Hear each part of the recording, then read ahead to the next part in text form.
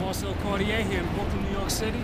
I'm here right now with City Councilman Charles Barron, elected revolutionary. That's right. That's what I'm talking about. Pleasure. My pleasure. Basically, the Viva Palestina convoy just got back recently, and you were a part of this. Yes. Actually ended up being a rather big part of it, yes. Unexpectedly, I know. But if you could just tell the people basically why you went and about the organization itself. Well, first of all, it was the right thing to do. I went because we are the Palestinian people. We are one people. And any oppressed people in the world, particularly oppressed people of color, we have the same struggle, the same fight, same enemy, same problems, and we should create that kind of unity. So I wanted to make a statement that we're going to break the siege. Barack Obama said that the siege of Palestine is intolerable, then he shouldn't tolerate it. And that's why we went forward to say to the people of Gaza, we want our American dollars to go to the babies of Gaza, not the bombs for Israel. And by bringing in $250,000 worth of medical aid and bringing in 200 American citizens and bringing in 2 ambulances, but more important than the aid was us connecting to the people of Palestine. I mean, that was the most healing part. And I say that they're the most resilient people that I've met, along with Africans in Africa and the Caribbean. They're resilient. They weren't weeping and crying and poor me and begging. They were strong. They may have devastated their infrastructure, their schools, their hospitals, killed 1,600 of our people in Palestine. And the little babies were saying that we don't like the sound of the F-16s because they bomb all over the place.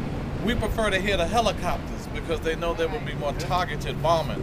And to hear a little baby say, I don't want to leave my mama, not because she might die and leave me, but because I want to die with her. And this is what children are saying. So, you know, those things really move me. I'm glad we went. I'm glad we got the aid through. I hope more missions go through because the world is too silent on Gaza. What was your experience like in Egypt? I know there was Egypt a lot of turbulence, a lot of roadblocks. I was very disappointed in that. Egypt was really resisting us going through.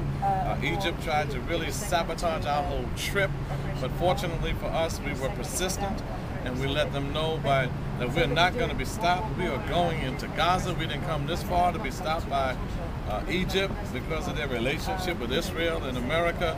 We were going through, and inevitably they gave in to the 24 hours, the $250,000 worth of medical aid, the 200 people and the 2 ambulances.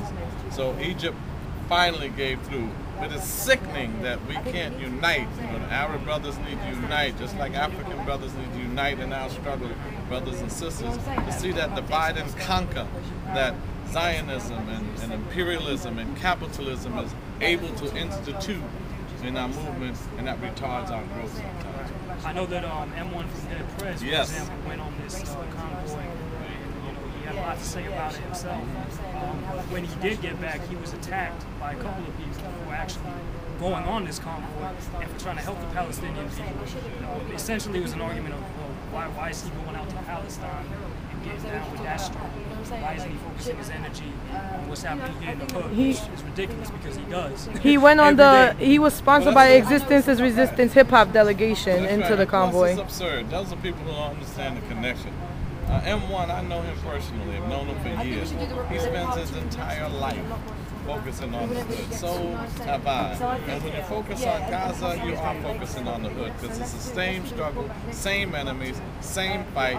So any blow against imperialism, any blow against racism and capitalism is a positive blow for all of us. So that we took a week out of our schedules to help the dying babies of Gaza, I don't see how anybody can have problems with that when we come back 24/7, we're in the hood. M1 is in the hood 24/7. So those are people who haven't risen to the level of understanding of the larger picture around struggle. Malcolm X said it's the oppressed versus the oppressors. Martin Luther King was talking about Vietnam, and they didn't want him to do that. They wanted him to just talk about the civil rights movement. But he made the connection. When you're fighting for human rights, any baby in the world that is suffering for the violation of their basic fundamental right, that baby is all of our children, and we need to fight that fight. They got on Oprah Winfrey for building a leadership school in South Africa, saying, why didn't she build one in Chicago? Oprah spends her life funding the historical black colleges and programs in the black community. The minute we step out for a moment and say we want to connect to the people of the world, some of our people get insecure and lack the understanding of the larger picture around the struggle for liberation for all the people of the planet. International. That's right. Charles Barron, definitely appreciate it. My pleasure, man. My pleasure. All the best. Keep up the good work. For the people of Gaza, for the people of the West Bank, for the people in occupied Palestine, for the people of the world, for liberation. Yeah, is it a horrible end or an end to the horror? All out war or a stop to the slaughter? People of Palestine living oppressed, little kids being bombed and maimed to death. They bulldozing houses with families in them. That straight state sanctioned terror.